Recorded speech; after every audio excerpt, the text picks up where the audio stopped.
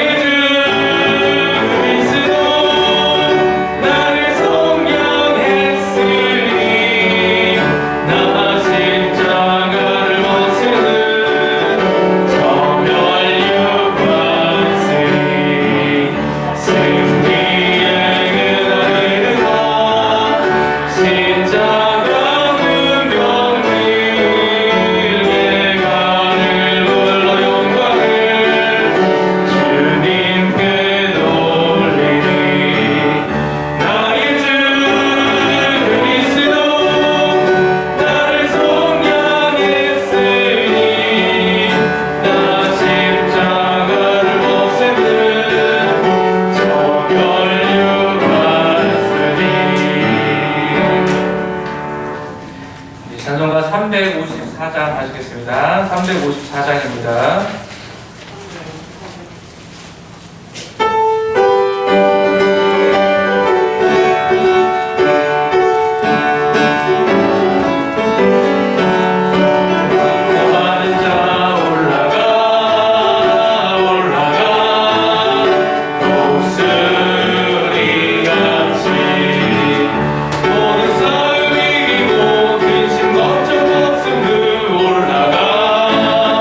올라가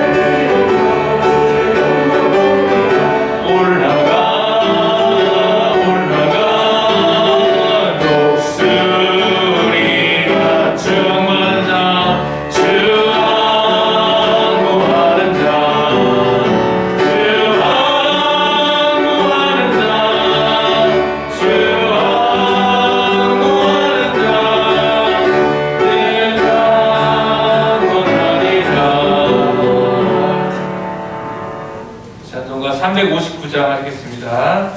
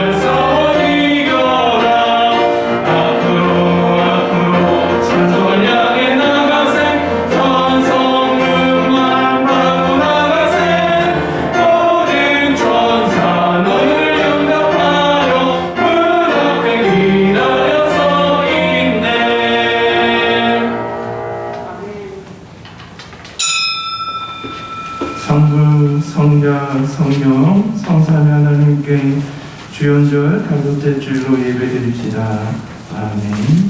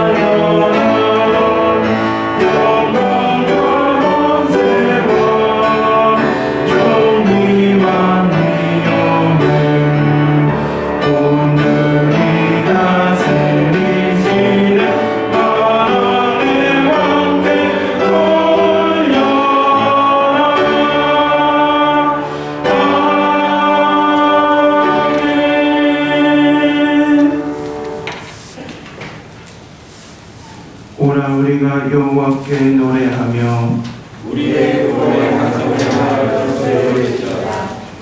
우리가 감사함으로 그 앞에 나아가며 시들지와 즐거이 그를 노래하라. 여호와는 크신 하나님이시요 모든 충분과 하신 성이시기 때문이다. 땅의 깊은 곳이 그의 손안에 있으며 하늘의 높은 것도 그의 것이다. 바다도 그의 것이라 그가 만드셨고 육지도 그의 손이 지으셨다.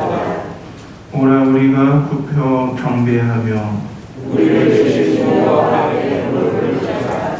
그는 우리의 하나님이시요 우리는 그가 기르시는 백성이며 그의 소리 돌보시는 양이기 때문이다. 아멘. 전능하사 천지를 만드신 하나님 아버지를 내가 믿사오며 그의 아들 우리 주 예수 그리스도를 믿사오니 이는 성령으로 잉태하사 동정녀 마리아에게 나시고 본디오 빌라도에게 고난을 받으사 십자가에 못 박혀 죽으시고 장사한 뒤 사흘 만에 죽은 자 가운데서 다시 살아나시며 하늘에 오르사 전능하신 하나님 우편에 앉아 계시다가 죄로서 사는 자와 죽은 자를 심판하러 오시리라. 성령을 믿사오며 거룩한 공의와 성도와 서로하는 것과 죄를 사하여 주시는 것과 몸이 다시 사는 것과 영원히 사는 것을 믿사옵나이다. 아멘.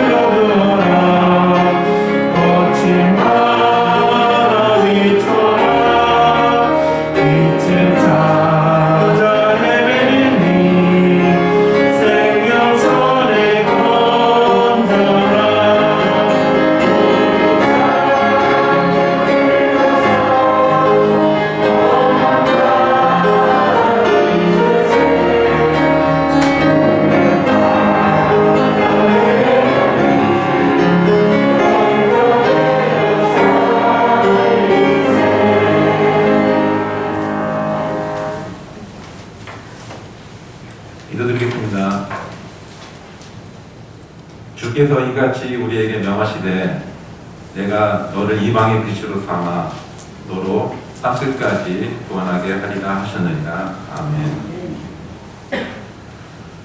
우리의 주인 되시고 우리의 도움 되시는 하나님 아버지, 어리석고 연약하고 나약해서 실족할 수밖에 없는 저희들을 하나님 항상 우리의 우편에서 우리의 늘 인자해 주셔서 우리를 실족지 않게 든든하게 이끌어 주시는 하나님의 은혜에 감사드립니다. 오늘 또 저희들 하루하루를 살아갈 말씀의 양식을 듣기 위해서 이 자리에 모였습니다. 또한 지난 한 주간의 모든 저희들의 불순종의 시간과 하나님을 떠나 있었던 시간에 대한 참여와 회개의 기도를 드리고자 이 자리에 모였습니다. 하나님, 오늘 저희들이 모여서 이 예배에 하나님 함께하여 주셔서 부족하지만 저희들 더욱더 하나님의 말씀을 채워나갈 수 있는 그런 귀한 예배로 이끌어 주시옵소서. 은혜의 하나님, 하나님이 함께하심으로써 저희들이 하루하루 살아가고 있음을 고백합니다. 하나님이 열어주신 이웃을 또한 저희들 보내고 있습니다. 또한 하나님, 민족의 명절인 설 연휴를 하나님의 은혜 가운데서 부족하지만 서로 정을 나누고 감사의 시간을 가졌습니다. 하지만 하나님 또한 저희들 2년여 기간 동안에 계속 지속되고 있는 이 코로나 감염으로부터 저희들 많이 힘들고 많은 사람들이 확진자가 나오고 폭증하는 가운데, 또한 이러한 치료를 받는 환자들 가운데 아버지, 또 격리된 삶을 사는 가운데 또한 생업을 이어나가지 못하는 많은 사람들이 많은 어려운 가운데 있습니다. 아버지, 저희들의 이 모든 이 아픔들을, 어려움들을 긍휼히 여기셔서 아버지, 어서 빨리 이 감염에부터 저희들 회복되게 하여 주셔서 일상의 삶으로 돌아갈 수 있도록 이끌어 주셨고, 아버지, 저희들 이전의 삶으로 돌아갈 수 있게 하여 주셔서 아버지, 저희들 예배를 회복되게 하여 주셨고 믿음이 회복되고 하나님께 모든 것을 영광 돌릴 수 있는 저희들 모든 삶, 또한 이 온 세계의 모든 사람들이 하나님께 영광 돌릴 수 있도록 하나님 이끌어 주시옵소서. 열방의 하나님, 저희들을 하나님을 알지 못하던 이 민족에 이런 복음의 빛을 전해 주셨듯이 아버지 오직 성령이 너희에게 임하시면 너희가 권능을 받아서 예루살렘과 온 유다와 사마리아 땅끝까지 나의 증인이 되리라고 하셨던 그 말씀 하나를 붙잡고 소명의식과 사명을 다하고자 각지에 나가서 땅끝까지 나아가서 선교 활동을 하고 있는 많은 선교사님들이 계십니다.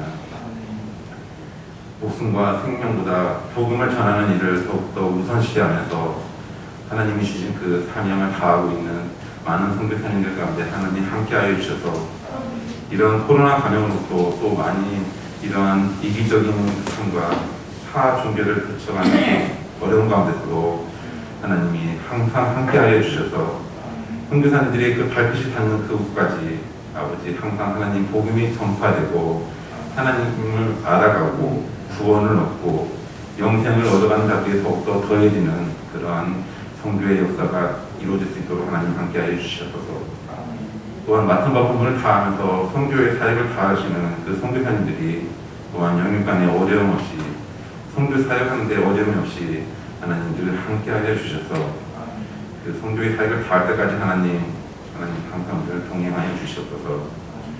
아버지 저희들 만성교회 또한 미력하지만 또한 부족하지만 보내는 선교의 사역을 하고 있습니다. 아버지 캄보디아의 김bunga 신목사님과 감비아의 이상재 목사님, 아버지 또한 온두라스의 윤경봉 목사님, 몽골의 김규진 목사님을 하나님 함께하여 주셔서 또한 전북대 CC의 간사에 계신 김재호 원사님이 더욱더 힘실어 주셔서 그 젊은 사역을 선교의 사역을 다하는 모든 사람들에게 힘쓸 수 있는 도움 주시옵소서.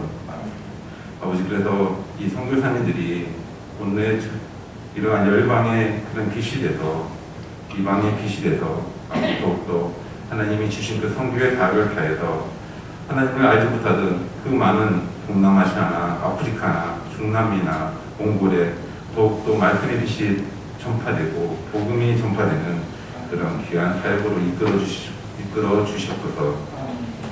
아버지 또한 하나님을 알지 못하던 이 민족, 이 땅에 또한 이방인들이 복음의 빛을 들고 와서 이 땅이 하나님을 알게 되었습니다. 아버지 또한 하나님이 그 함께 하신 가운데 부흥의 역사도 있었습니다. 그렇지만 하나님 지금 시간이 흘러서 한국의 교회들은 대형화되고 세속화돼서 하나님을 더욱더 함께 하지 못하고 뜨겁게 믿음을 나아가지 못한 것을 많이 볼 수 있습니다. 그래서 많은 사람들이 또한 교회로부터 멀어져 가는 것을 볼 수 있습니다. 아버지 바울과 바나바가 같은 언어와 같은 민족에게 복음을 전하고자 했을 때 시기와 비방으로 그 말씀을 그 복음을 받아들이지 않고자 했던 그러한 이스라엘 사람들처럼 지금 한국교회가 그렇게 흘러가고 있지 않나 반성의 시간을 갖습니다. 아버지 이 한국교회 처음에 이방의 그 선교사들의 그 빛으로 복음이 전파됐던 그 초심을 잃지 않게 하여 주시옵소서. 옛사람을 다시 회복하게 하여 주시옵소서. 아버지 미지근한 그러한 신앙으로서 이어가는 그러한 신앙이 아닌 환난과 핍박 가운데서도 오직 하나님을 믿고 하나님만 바라보고 살았던 그 믿음의 초심을 회복하게 하여 주시옵소서.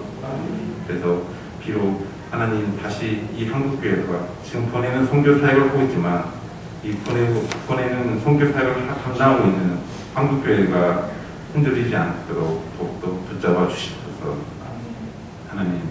하나님이 함께하신 또 만성교회를 또한 기도합니다. 하나님이 함께하여 주셔서 이 만성교회의 많은 일들이 하나님의 은혜 가운데서 역사함을 알 수 있습니다. 아버지 사택을 또한 교회를 짓고 있는 가운데서 안정과 무사히 사택이 완공될 수 있는 그날까지도 하나님이 함께하여 주셔서 또한 그 목사님이 사택에 이제 거주하시면서 더욱더 만성교회에 더욱더 힘쓰고 더욱더 많은 성도들이 하나 되고 만성교회 내에서 더욱더 말씀이 흥황하는 복음을 전하는 데 있어서 더욱더 힘써나가는 그런 귀한 시간이 될 수 있도록 인도하여 주시옵소서. 아버지 오늘도 저희들 말씀을 붙잡고 또 말씀을 듣고 오늘 하루 또한 다음 한 주를 살아가고자 합니다. 아버지 저희들의 삶 가운데서 또한 성도님들 삶 가운데서 하나님 늘 함께하여 주시옵기를 믿사오며 살아계신 예수님 이름으로 감사하며 기도드렸습니다.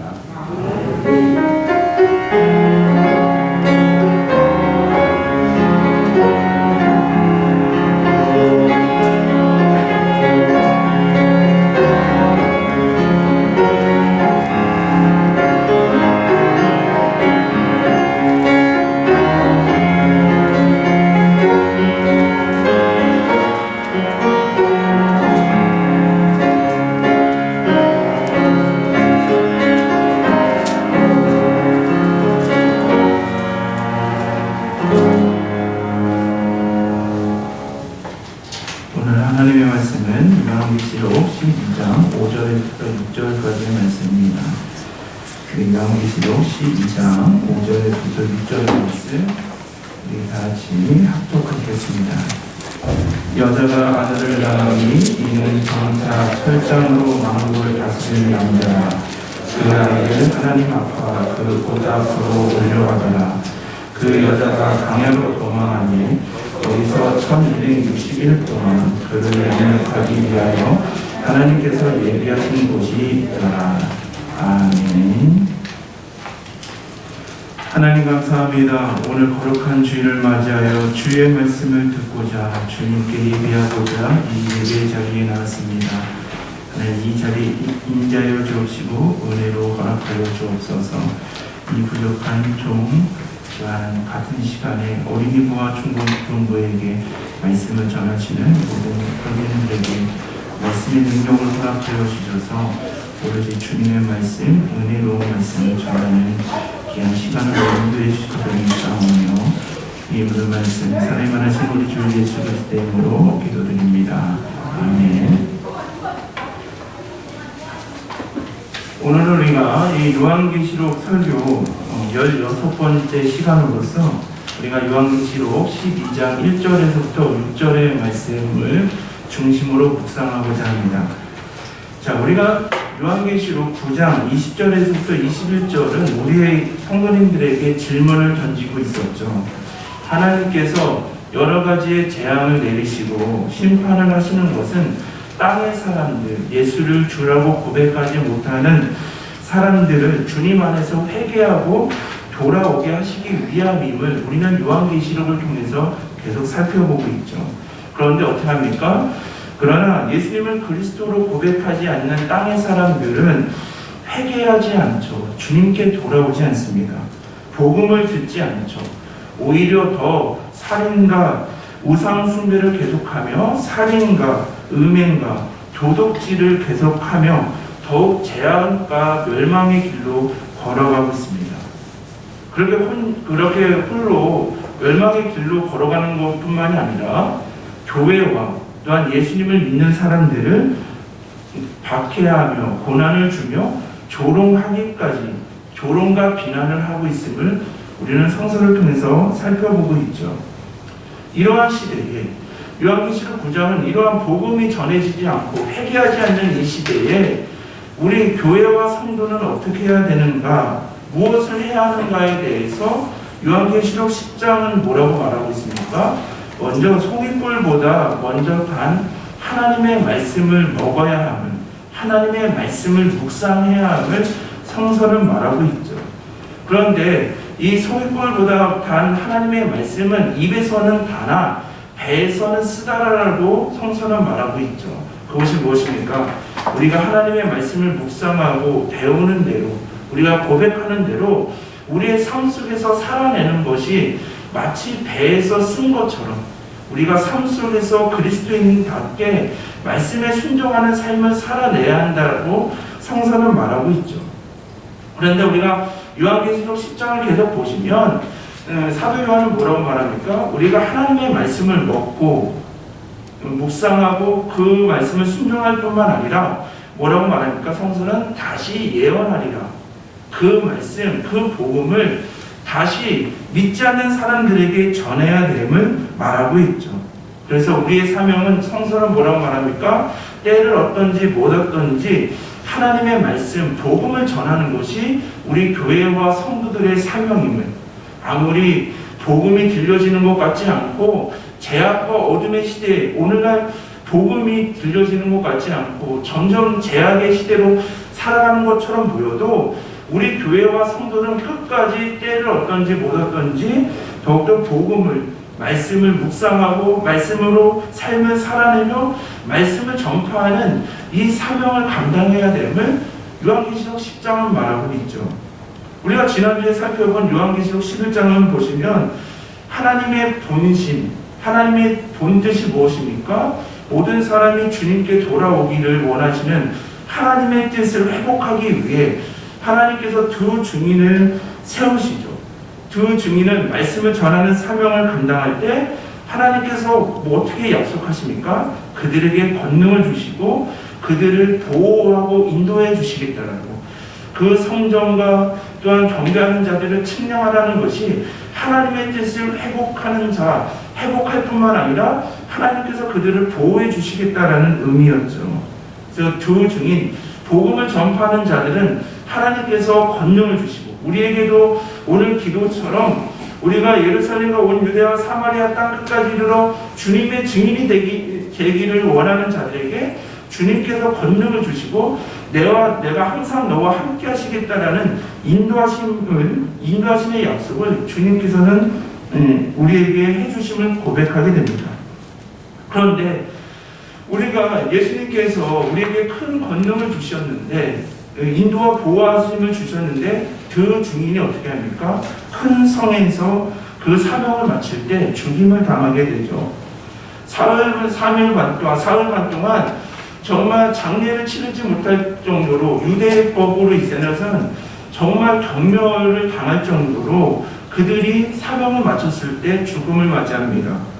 그래서 세상 사람들은 예수님을 붙잡고 복음을 전하고 예수님의 길을 걸어간 것이 아무 소용없고 쓸데없는 것처럼 헛된 인생인 것처럼 보이겠지만 그러나 하나님께서는 어떻게 하십니까?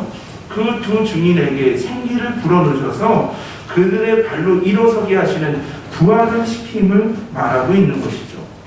그러면서 성서는 우리에게 뭐라고 말합니까? 너희가 주님의 사명을 감당할 때 고난과 어려움으로써 그것이 혹시 너희가 이게 아무 쓸모없는 것처럼 패배한 것처럼 보여도 죽음 뒤에 있는 부활과 승천을 바라보며 이것은 너희의 사명이 가장 귀한 사명임을 고난 뒤에 있는 영광을 바라봐야 한다라고 성서는 말하고 있죠. 그래서 부활한 두 증인이 승천할 때 요한계시록에서 단 한 번도 땅의 사람들이 회개하는 역사가 없었는데 부활 승천하였을 때 그들이 땅의 사람들이 회개하는 역사가 이루어짐을 우리는 성서를 통해서 고백하게 되죠. 그래서 교회와 성도, 증언과 죽음과 부활과 승천은 곧 예수님의 이야기이기 때문에 교회와 성도는 예수 그리스도를 따라가는 예수의 길을 걸어가는 것, 이 어둠의 시대, 제약의 시대에 끝까지 복음을 전하며 예수님이 걸어가셨던 생명의 길, 의의 길, 좁은 길로 걸어가는 것이 교회와 또한 우리 성도들의 사명임을 우리가 예수의 길을 겸손과 믿음으로 순종의 길을 걸어갈 때 정말 제약의 시대에도 많은 영혼들이 주님께 돌아오는 주님의 뜻대로 돌아오는 역사가 이루어짐을 성서는 말하고 있는 것이죠. 그래서 우리 성도님들 우리의 사명은 하나님의 말씀을 먹고 하나님의 말씀을 살아내고 하나님의 말씀을 전하는 것이며 그 전할 때 어떠한 고난과 역경이 온다 하더라도 우리는 예수의 길을 예수님을 따라가는 것이 우리의 사명임을 요한계시록은 계속 우리에게 전하고 있습니다. 자, 그런데요 우리가 교회와 성도들이 예수님을 따라갈 때 복음을 붙잡고 예수님을 따라갈 때 반드시 우리에게 오는 것이 있죠. 그것이 무엇입니까? 바로 고난입니다. 이 요한계시록은요 정말 중요한 요한계시록 중에서도 중요한 장으로 꼽히는 이유가요. 이 요한계시록 12장을 우리가 묵상하시면 우리가 받는 고난의 이유에 대해서 설명하고 있는 장이 바로 이 요한계시록 12장입니다. 자, 우리가 이 요한계시록 1장을 이렇게 1절을 보시면 사도 요한은 두 가지 이적을 하나님께서 사도 요한에게 두 가지 이적을 보이시죠. 요한계시록 12장 1절을 한번 보시겠습니다. 하늘의 큰 이적이 보이니 해를 오리는 한 여자가 있는데 그 발 아래에는 달이 있고 그 머리는 12별의 간을 썼더라라고 성서는 말하고 있습니다. 자, 우리가 우리 말로 이적이라고 하면 성도님들 어떠한 것이 떠오릅니까? 아, 이거는 이적이야, 기적이야 라고 하면 마치 걷지 못하는 사람들이 걷게 되고 보지 못하는 사람이 보게 되고 듣지 못하는 사람이 듣게 되는 것, 병든 자들이 고침을 받는 그런 기적으로 우리가 쉽게 생각을 합니다. 그런데 오늘 성서에서 말하는 이 이적이라고 하는 이 단어는요, 그러한 뜻이 아니라 사인, 혹시 우리가 도로판에 있는 표시판이라는 뜻을 가지고 있습니다. 우리가 만성교회로 오기 위해서는 만성교회 표시판이 있지 않습니까? 그 표시판이라는 뜻을 가지고 있는데요. 다시 말해서 이 이적이라는 이 단어는 하나님께서 사도 요한에게 보인 이 이적이라는 것은 어떤 사건과 사실을 궁극적으로 알리기 위한 수단, 이게 쉽게 얘기해서 하나님의 뜻을 알려주기 위해서 보여주신 사건이라는 것이죠. 자, 지금 우리 사도 요한은 어떠한 상황입니까?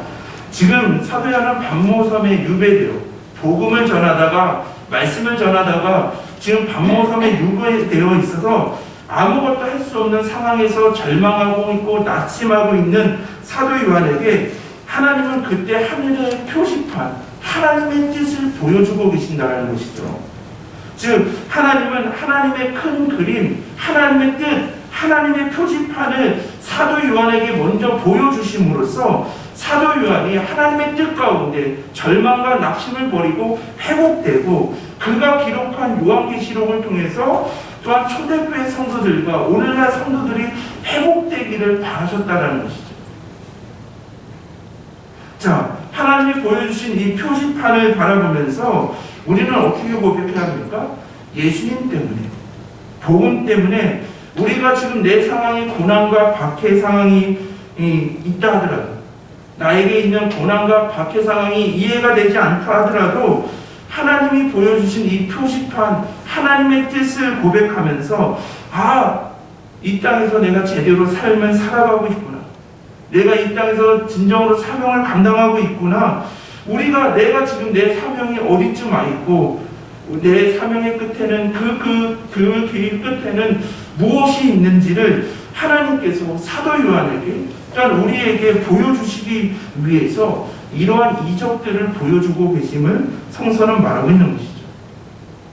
그래서 지금 하나님께서 원하시는 것은 무엇입니까?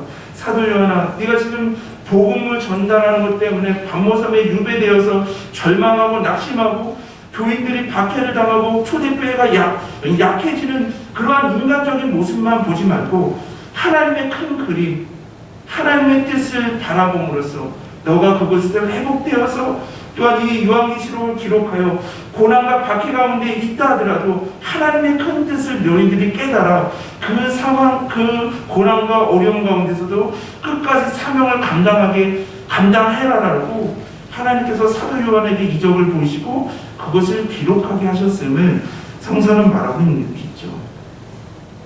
자, 이렇게 하였을 때 또한 이 요한계시록 12장 1절을 보시면 여자에 대한 이적을 보이시고 3절을 보시면요, 하늘에 또 다른 이적을 보이니 보라, 한 붉은 용이 있어 머리가 7이요 뿔이 10이라 그 여러 머리에 7 왕관이 있는데라라고 성서는 말하고 있죠. 자, 여기서 12장 3절을 보시면 큰 붉은 용이라고 나오고 있습니다. 우리가 요한계시록에서 붉은 용은 무엇을 의미합니까? 요한계시록 12장 9절을 보시면 큰 용이 내쫓기는 옛뱀 곧 마귀라고도 하고 사탄이라고 하며 온 천하를 깨는 자라라고 성서는 말하고 있습니다. 그러니까 요한계시록 안에 있는 용이라는 것은 무엇이죠? 마치 마귀와 사탄을 의미한다는 것이죠. 그래서 붉은 용은 곧 마귀와 사탄을 의미하며 하나님의 백성과 교회 공동체를 억압하고 핍박하는 하나님의 나라를 대적하는 모든 존재를 이 붉은 용이라고 상징하고 있음을 우리가 알 수가 있습니다. 자, 이렇게 붉은 용은 하나님의 나라와 하나님의 사람을 대적하며 사탄 그 안에 본질은 사탄과 마귀라고 성서를 정리하고 있는데요. 근데 요한계시록 12장 한번 2절을 보시겠습니까? 그런데 이 여인이 여자가 출산하는 과정에 세 단계로 설명하고 있습니다. 요한계시록 12장 2절을 보시면 아이를 베어 해산의 시간이 다가왔고 그래서 배가 아파 부르짖고 있음을 성서는 말하고 있죠. 자, 이것을 우리가 이해하기 위해서는요, 이사야 66장을 한번 보셔야 됩니다. 이 요한계시록 12장 2절의 말씀을 우리가 온전히 해석하기 위해서는요, 이사야 66장 7절에서부터 8절을 살펴봐야 되는데요. 이사야 66장 7절에서부터 8절을 보시면 시온은 진통을 하기 전에 해산하며 고통을 당하기 전에 나만을 낳았으니 이러한 일을 들을 자가 누구이며 이러한 일을 본 자가 누구이냐. 나라가 어찌 하루에 생기겠으며 민족이 어찌 한순간에 태어나겠느냐. 그러나 시온은 진통하는 즉시 그 아들을 순산하였도다라고 성서는 말하고 있습니다. 이 이사야 66장 7절에 보시면 이 나만은 영어 성경을 보면 단수로 되어 있죠. 이것은 곧 예수님을 의미하고요. 8절을 보시면 그 아들은 영어 성경을 보면 복수로 되어 있는데 이것은 교회와 성도를 의미하고 있습니다. 그러니까 이 이사야 66장의 말씀을 통해서도 이 고통 속에서 남자아이가 고통 속에서 태어났다라고 말하고 있죠. 여인이 아이를 베고 배가 불러오르고 정말 부르짖으며 해산의 고통을 당하고 있을 때 이사야도 똑같은 이 남자아이가 고통 가운데 해산했다라고 성서는 말하고 있죠. 자, 그런데요, 요한계시록 12장 4절을 보시면 그 꼬리가, 그 붉은 용의 그 꼬리가 하늘의 별 3분의 1을 끌어다가 땅에 던지더라. 용이 해산하면은 여자 앞에서 그가 해산하면 그 아이를 삼키고자 하더니라고 성서는 말하고 있죠. 그러니까 지금 큰 붉은 용은 이 여자가 해산하는 것을 방해하고 있습니다. 그 해산을 하면 그 아이를 삼키고자 웅크리고 공격하려고 준비하고 있다는 것이죠. 우리 성도님들, 이 요한계시록 12장 1절과 2절과 5절과 6절 이 말씀을 보면 어떠한 것이 생각나십니까? 바로 예수님의 탄생 이야기가 떠오르지 않습니까? 사도 요한은 지금 예수님의 탄생 이야기를 이렇게 상징적으로 표현하고 있다는 것이죠. 여자가 해산할 아이는 누구입니까? 바로 예수 그리스도이십니다. 그죠? 우리가 요한일서 3장 8절을 보시면 죄를 짓는 자는 마귀에게 속하나니 마귀는 처음부터 범죄함이라 하나님의 아들이 나타내신 것은 마귀의 일을 멸하려 하심이라라고 성서는 말하고 있습니다. 그러니까 오늘 천장로님의 기도처럼 정말 이 사탄과 마귀는 어둠으로 우리를 어둠의 자녀로 죄악의 길로 계속 몰고 가려고 하는데 예수님께서 이 땅에 오셔서 마귀의 일을 멸하시기 위해 이 땅에 빛과 소금과 빛의 역할을 감당하시기 위해 빛으로 오시는 그 예수님을 이 땅에 오시지 못하도록 지금 어떻게 합니까? 그 큰 붉은 용은 사탄은 예수님이 이 땅에 오시지 못하도록 방해하고 있음을 성서는 말하고 있죠. 자, 그런데요, 우리가 마태복음 2장 16절을 보시면 이것은 그대로 그 사탄이 예수님이 이 땅에 오시는 것을 방해하기 위한 일들을 벌이는 것을 알 수가 있죠. 마태복음 2장 16절을 보시면 이에 헤롯이 박사들에게 속은 줄을 알고 심히 노하여 사람을 보내어 베들레헴과 그 모든 지경 안에 있는 사내 아이를 박사들에게 자세히 알아볼 때 그때를 기준하여 2살부터 그 아래로 다 죽이니라고 성서는 말하고 있죠. 사탄의 대리자의 역할을 하였던 헤롯은 예수님이 태어남으로 유대인의 왕이 태어났다는 박사들의 그런 증언을 듣고 그 당시 2세 이하의 남아를 더욱더 죽이도록 명령을 하고 있습니다. 자, 이렇게 하였을 때요, 시편 2편 7절에서부터 9절을 보시면요, 성서는 또 뭘 예언하고 있냐면요, 내가 여호와의 명령을 전하노라. 여호와께서 내게 이르시되 너는 내 아들이라. 오늘 내가 너를 낳았도다. 내가 철장으로 그들을 깨트리며 질그수로 같이 부수리라 하시도다라고 말하고 있습니다. 그러니까 이 시편 역시, 이사야 역시 다 남자아이의 탄생을 예고하고 있는데요. 이 남자아이는 뭘 가지고 있습니까? 철장을 가지는 권세를 가졌다라는 것이죠. 그런데요, 요한계시록 12장 5절을 보시면 성서는 뭐라고 말합니까? 여자가 아들을 낳으니 이는 장차 철장으로 만국을 다스리는 남자라, 그 아이를 하나님 앞과 그 보좌 앞으로 올려가더라라고 성서는 말하고 있죠.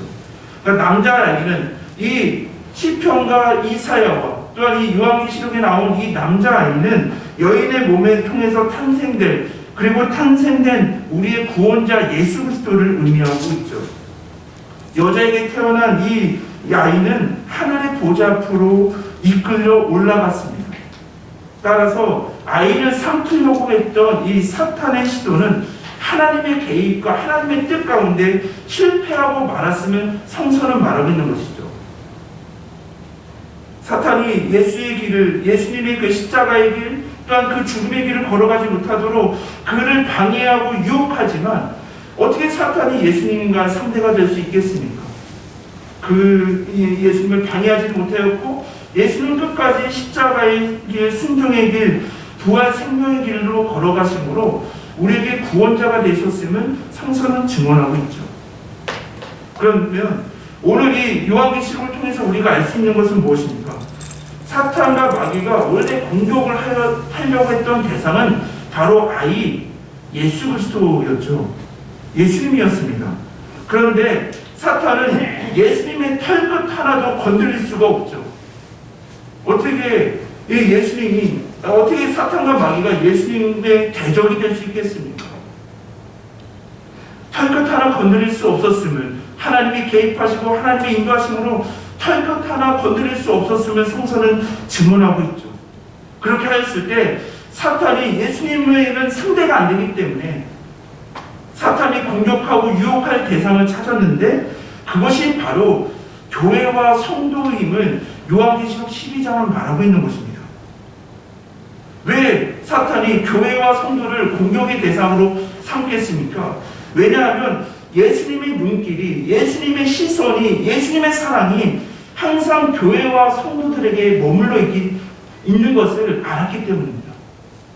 사탄은 예수님과에는 정말 털끝 하나 건드릴 수 없을 정도로 자기가 패배하고 예수님께서 오시면 자기 일을 멸하려 하시며 어둠의 권세가 아니라 빛으로 오셔서 생명의 길로 걸어가신다는 것을 알았기에 그가 오신 것을 끝까지 방해하려 했지만 방해하지 못하였기에, 이길 수가 없기에 예수님이 사랑하는, 예수님의 시선과 눈길이 바라보고 있는 교회와 성도들을 공격하였다라고 요한계시록 12장은 말하고 있는 것이죠. 그러므로 우리가 서두에도 말했지만 우리 믿는 사람들이 고난을 당하는 이유, 그 이유가 무엇으로 성서는 말합니까? 교회와 성도들이 고난을 당하는 이유가 바로 예수 그리스도 때문이라고 요한계시록 12장은 말하고 있는 것이죠. 왜 그렇습니까? 예수님이 우리를 사랑하셨기 때문입니다. 예수님이 우리를 구원하시고 하나님의 자녀로 삼아 주셨기 때문에 이 교회와 성도들에게 고난이 있음을 성서는 말하고 있는 것이죠. 예수님이 우리 교회와 정말 주님의 머리가 되시고 주의 몸된 대신 이 교회를 정말 우리 사랑하지 않으셨다면, 나를 사랑하지 않으셨다고 한다면 더욱더 사탄은 우리를 공격할 필요가 없었음을 성서는 말하고 있죠. 그래서 예수님께서 요한복음 15장 18절에서부터 19절을 한번 보시겠습니다. 예수님께서 우리에게 뭐라고 말씀하시죠? 요한계시록 15장 18절에서부터 19절의 말씀 우리 다 같이 합독하시겠습니다. 세상이 너희를 미워하면 너희보다 먼저 나를 미워할 줄을 알라. 너희가 세상에 속하였으면 세상이 자기의 것을 사랑할 것이냐. 너희는 세상에 속한 자가 아니요 도리어 내가 너희를 세상에서 택하였기 때문에 세상이 너희를 미워하느니라. 아멘. 예수님은 이렇게 말씀하시죠. 예수님은 분명히 교회와 성도들이 고난을 받는 이유가 내가 너희를 사랑했기 때문에, 내가 너희를 선택하였기 때문에, 내가 너를 사랑의 눈으로 항상 지켜보고 있기 때문이라고 예수님은 말씀하고 계신다는 것이죠. 그래서 사탄은 어떻게 합니까? 예수님이 항상 바라보고 있고 예수님이 항상 사랑하는 우리 교회와 성도들을 공격해 오죠. 고난 가운데 실패와 좌절 가운데 영적 싸움을 걸어오고 있습니다. 요한계시록 12장 4절을 보시면 다시 보시면 붉은 용의 꼬리가 하늘의 별 3분의 1을 땅에 떨어뜨리는 땅에 던지는 일을 일으키죠. 요한계시록 1장 20절을 보시면 별은 무엇입니까? 하나님의 사자를 의미한다라고 성서는 분명히 말하고 있죠. 고난과 박해 가운데 믿음을 지키며 복음을 증거하는 자들을 하나님의 사자이고 그러한 붉은 용의 꼬리가 3분의 1을 그 별들을 땅에 던진다라는 것은 더욱더 사탄이 하나님의 자녀, 믿음을 지키고자 복음을 전하고자 하는 자들을 항상 공격하는 고난으로 좌절로 여러 가지로 공격하고 있음을 성서는 말하고 있죠. 그런데 그 별이 땅에 떨어진다는 의미가 무엇입니까? 사탄으로 인해서 영적 전쟁으로 인해서 고난과 박해와 궁핍함이 있을지언정 우리 그리스도인들은 주님 안에서 영원히 결코 멸망하지 않는다는 것이죠. 우리가 이것을 고백하는 자들이 그리스도인들 아니겠습니까?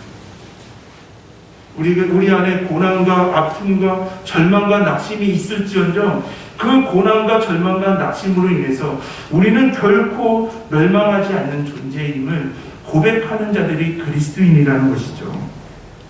그런데요, 우리가 요한계시록 12장 6절을 보시면 그 여자가 강야로 도망하며 거기서 1260일 동안 그를 양육하기 위하여 하나님께서 예비하신 것이 있더라라고 성서는 말하고 있죠. 이제 그 고난 가운데 공격 가운데 이 여자가 교회가 강야로 도망가게 됩니다. 강야는 안식과 평안이 없는 곳이죠.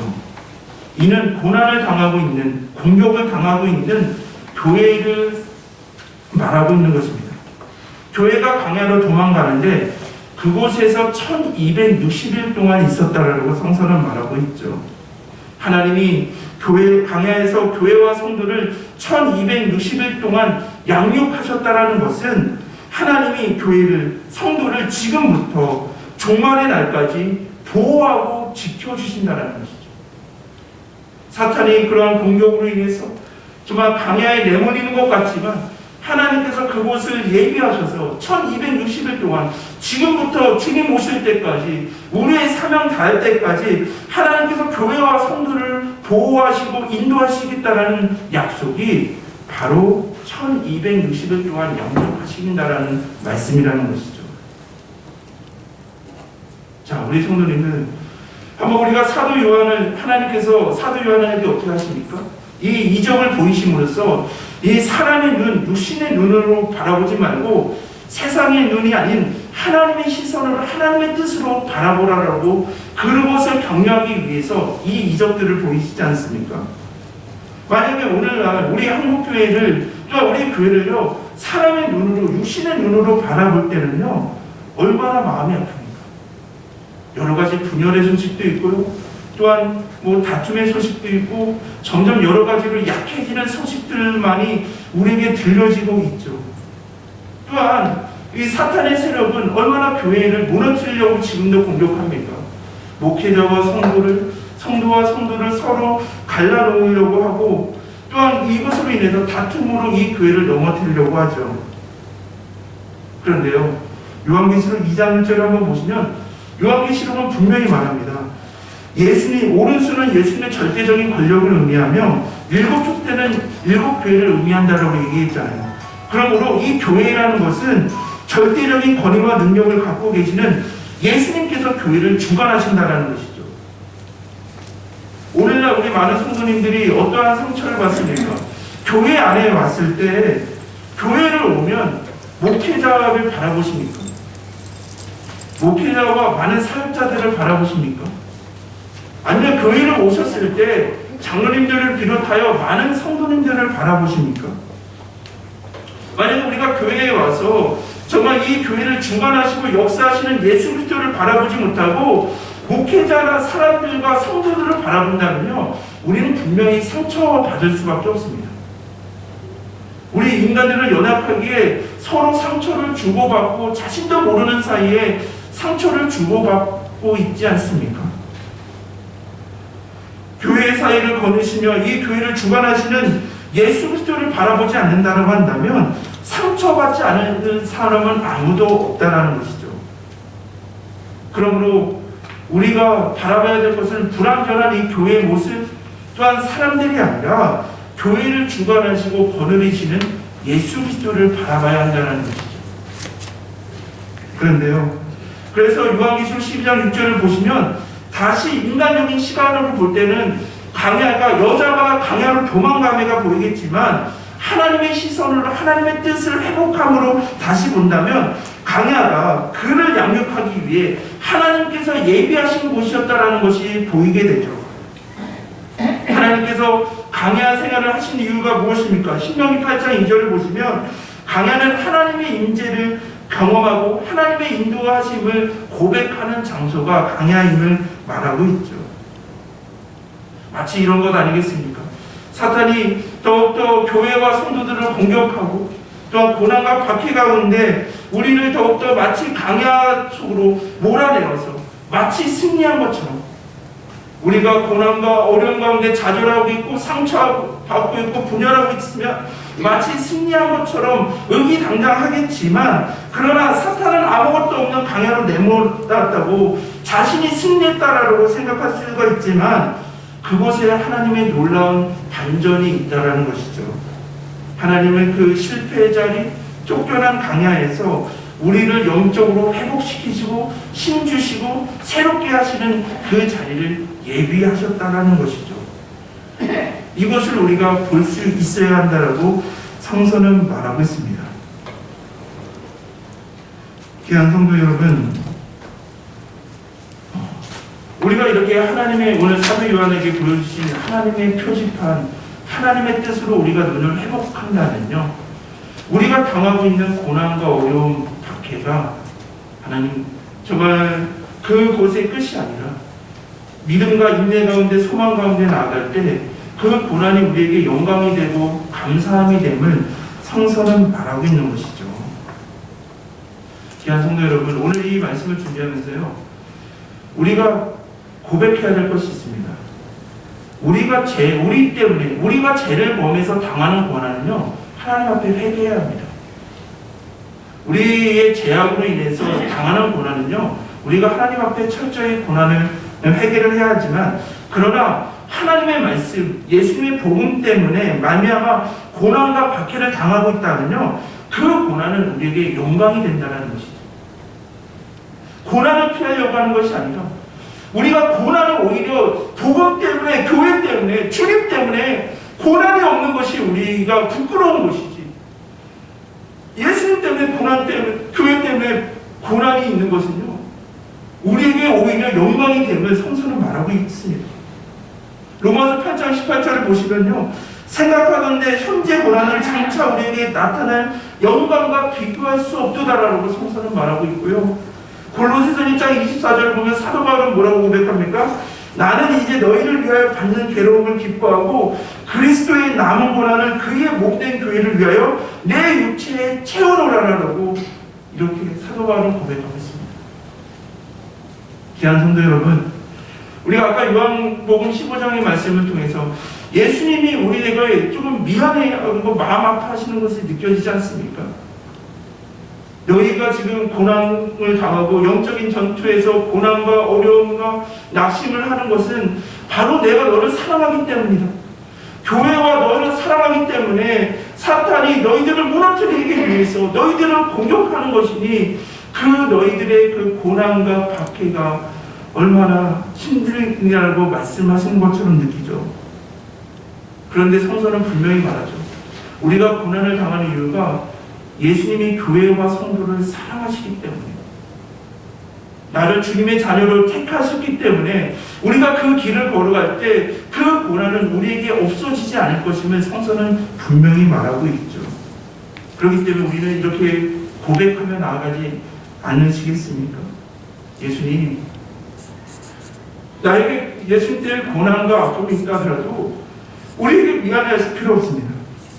예수님께서 죄와 허물로 인해서 죽을 수밖에 없는 나를 사랑해 주셔서 나를 구원해 주시고 연약하고 부족한 자지만 하나님의 사명을 감당할 수 있도록 나를 인도해 주신 것, 그 사랑이 너무나 크기에 내가 그 길을 걸어갈 때 잠깐 고난과 어려움과 아픔이 있다더라도 주님 그 길을 끝까지 걸어가겠습니다.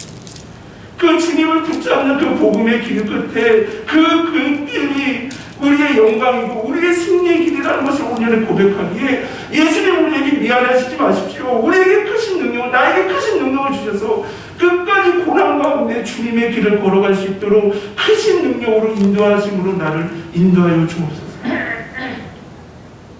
이것이 이 우리의 고난의 이유, 요한계시록을 통해서 12장을 통해서 우리에게 주신 고난의 이유를 온전히 고백하는 자들의 기도 아니겠습니까? 귀한 성도 여러분, 주님 때문에, 교회 때문에 고난 가운데 있으시다면 얼마나 힘드시겠습니까? 그러나 그것이 주님이 나를 사랑하시고 나를 택하서 주님의 길을 걸어가게 하신다는 것을 고백하시며 감사하시는 우리 성도님들, 또 이 부족한 영이 되기를 주님의 이름으로 기원합니다. 주님, 오늘 이 요한계시록 12장을 통해서 우리 교회와 우리 성도들이 주를 위해서, 복음을 위해서 걸어갈 때 우리가 고난을 당할 수밖에 없는 이유를 고백할 수밖에 없습니다. 그것은 예수님 때문에, 예수님이 이 교회와 우리들을 사랑하시기 때문에, 예수님의 그 시선이 언제나 우리를 향하고 있기 때문에 사탄은 우리를 넘어뜨리기 위해, 교회를 분리시키기 위해 공격해오고 공격한다는 것을 우리가 오늘 고백합니다. 이러한 고난이 하나님 우리에게 장차 우리에게 나타날 영광이 되고 승리가 됨을 우리가 말씀으로 온전히 고백하기에, 고난과 어려움, 박해와 궁핍함이 있다더라도 주님이 나를 사랑해 주시면 감사합니다. 나를 사랑하시고 나에게 사명 주시는 그 예수의 길을 끝까지 어떠한 고난과 핍박과 어려움이 몰려온다더라도 주님이 걸어가셨던 그 생명의 길을 걸어가겠습니다 라고 예수님께 감사드리며 예수님을 붙잡으며 끝까지 주님을 사랑하는 주님의 그 의로운 오른손을 우리를 붙잡아 주셔서 주님을 붙잡는 그 손을 우리가 끝까지 놓치지 않으며 끝까지 사명 감당하겠다라고, 주님이 나에게 주신 사명 감당하겠노라고 믿음으로 고백하며 나아가시는 귀한 우리 성도님들, 또한 이 부족한 용이 될 수 있도록 성령 하나님께서 인도해 주실 것을 믿사오며 이 모든 말씀 사랑이 많으신 우리 주 예수 그리스도의 이름으로 기도드립니다. 아멘.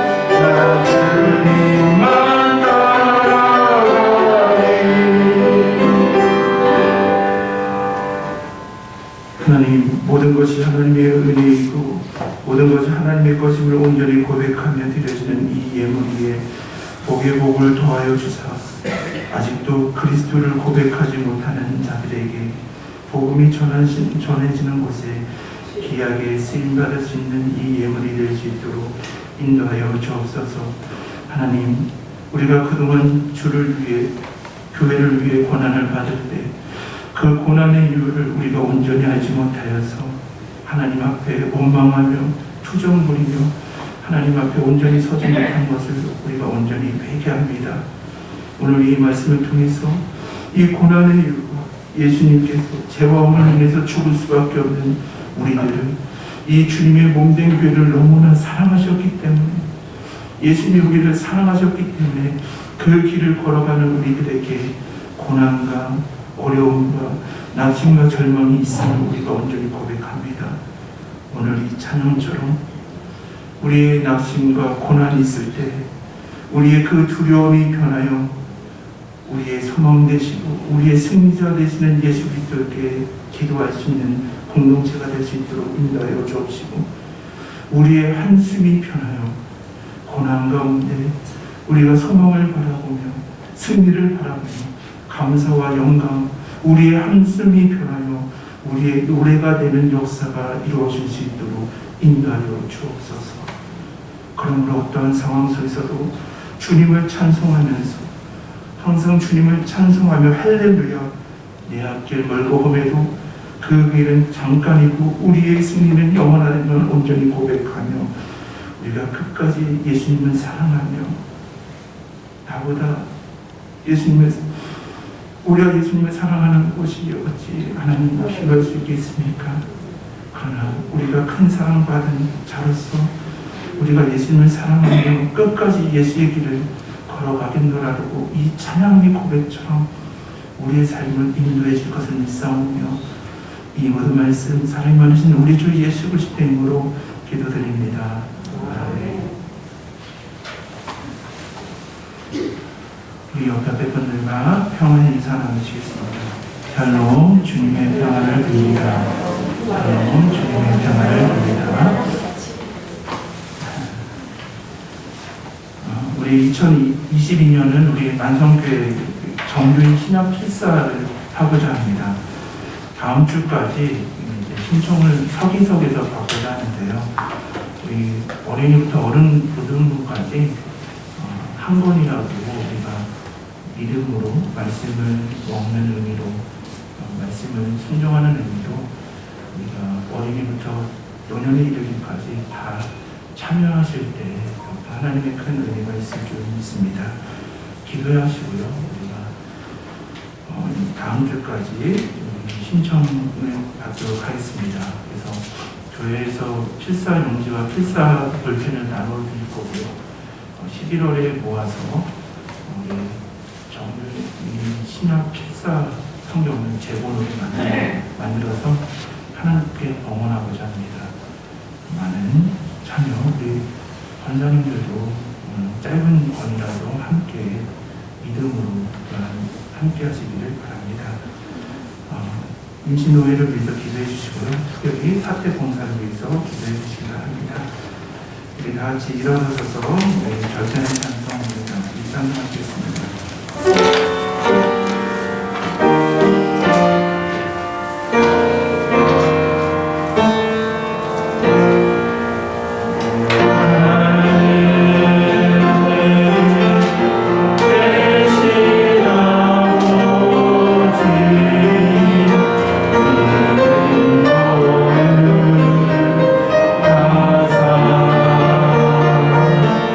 주님 나라